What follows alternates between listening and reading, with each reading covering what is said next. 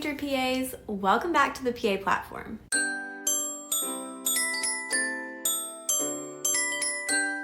If you're new here, I'm Savannah Perry.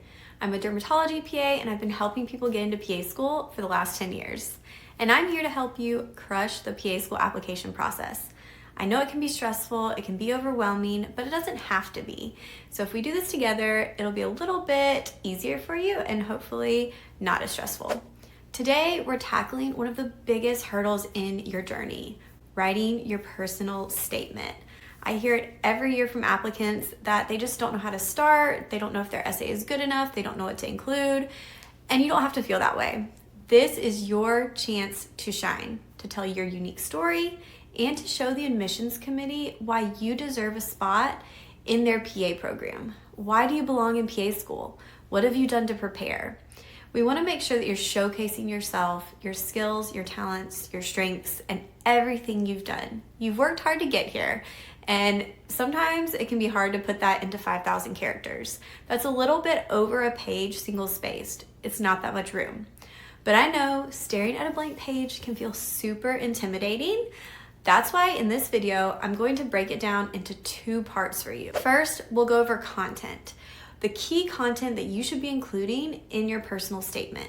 How are you going to answer that question of why PA? How are you going to explain what it is that makes this the perfect profession for you? And then second, we'll go through some tips about how to conquer writer's block. When you're feeling stuck and you're not sure what to put on the paper next, we'll go through that and hopefully give you some ideas to get past it. All right, let's do this. Get into section 1 with the key content that you need to be including in your personal statement for PA school application. Now, before we get into this, I want to let you know that we do have some resources to help you with this. We have a free 2-week email course where you'll get an email every single day for 2 weeks to help you get a rough draft done of your personal statement. Just go to thepaplatform.com/downloads and you can sign up for that so that we can get started together, and then you'll have at least something to go off of. But step 1. What should your personal statement actually include? Now, your personal statement has a prompt. It has something that you're already given that you need to talk about, which is your why PA. And you can think of it like a story with a beginning, middle, and end, but ultimately, everything that's included should go back to that prompt and should answer that question and give your reader information as to why you think that you are ready for PA school and why you're going to be a great PA. So here's the breakdown. Your why for becoming a PA should start by sharing your motivation. Why do you want to be a PA? Was there a moment that sparked your interest? How did you find out about the PA profession? What made you interested in medicine, if we want to take it back even a step further? What sparked that passion for healthcare? Did you have a personal experience with a PA that inspired you? We all grow up knowing about doctors and nurses, but we don't always know as much about physician assistants. So at some point you had to learn about the PA profession and decide that it was something that you wanted to pursue. This is something that should be specific to you. It should be heartfelt. It should be genuine. Don't be afraid to be vulnerable here and share specific examples as to why you have chosen this profession. You can use names of PAs, you can use your personal experiences and be as open as you're willing to be to give your reader more information, and so they feel like they know you a little bit better. Then you can get into your journey so far. We want to highlight the experiences that have prepared you for PA school. That's talking about your clinical hours, volunteer work, unique life experiences that make you a great fit for the profession. This should be concrete examples that help bring this part to life. Think about incorporating stories and examples from your patient care, patients you've worked with, and anything that you want to incorporate to show versus tell when it comes to sharing your experiences. Mappd is a fantastic tool as well. If you go to mappd.com, you can track your experiences and actually leave notes that you can pull from later so that you're not trying to remember all of these things. You can use those experiences that you've already taken note of for your personal statement and for your supplementals. So that's something that's extremely helpful. It's a free application tracker. It also tracks your GPA. Definitely a tool you need to be using. Now let's get into your skills and qualities. Admissions committees want to know what makes you stand out, what makes you different from any other applicant. Are you a great communicator? Are you a problem solver? Are you compassionate? Back these traits up with stories or examples from your life and from all of your experiences.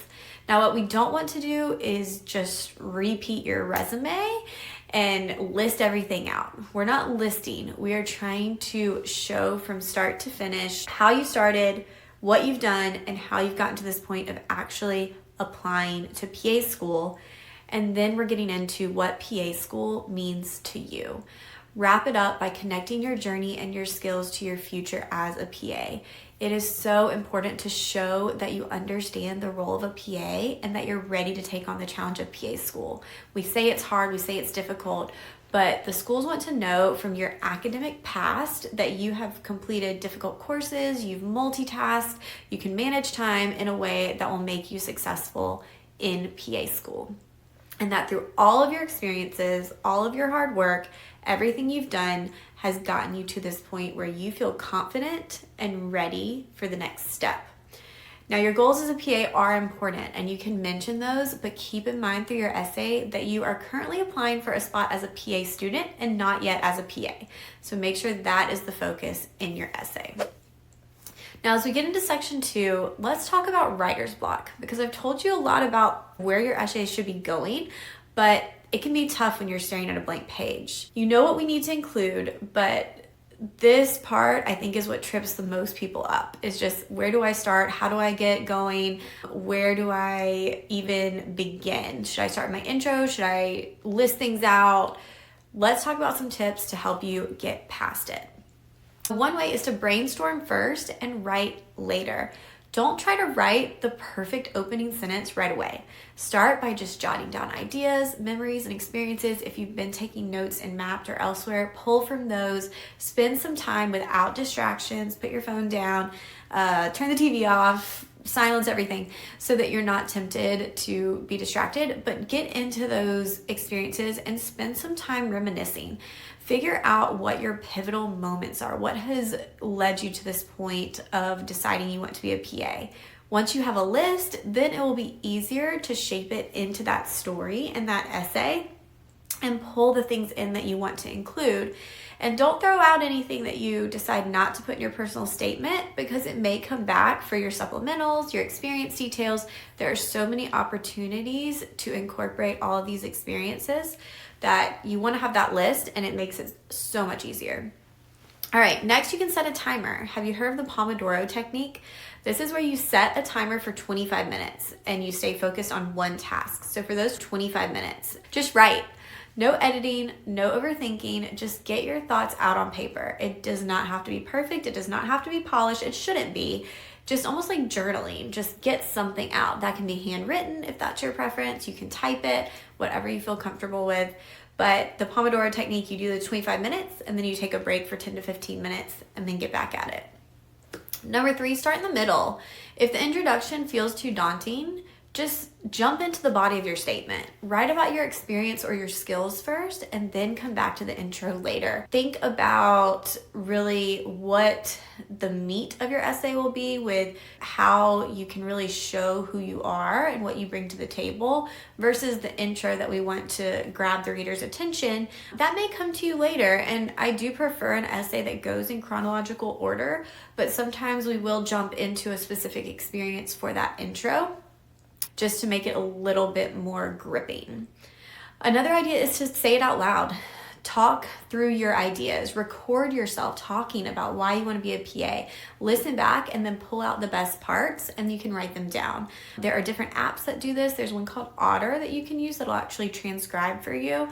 So that may be a good place to start if you just want to go through some prompts. We have some brainstorm worksheets on the PA platform as well on that downloads page, and they give you some prompts to think through of what needs to be in your essay. So that's a good place to start as well. Another idea is just to find your inspiration spot. If you're feeling stuck at your desk or in your room, change up your environment. Go to a coffee shop, sit in a park, move to a different room. If you have a PA school nearby, you go sit in the parking lot and just look at it. Imagine that as your future. Getting a fresh perspective can do wonders for creativity and help you get on track a little bit more. We have tons of resources to help you with personal statement stuff at the PA platform. Go back through our old YouTube videos.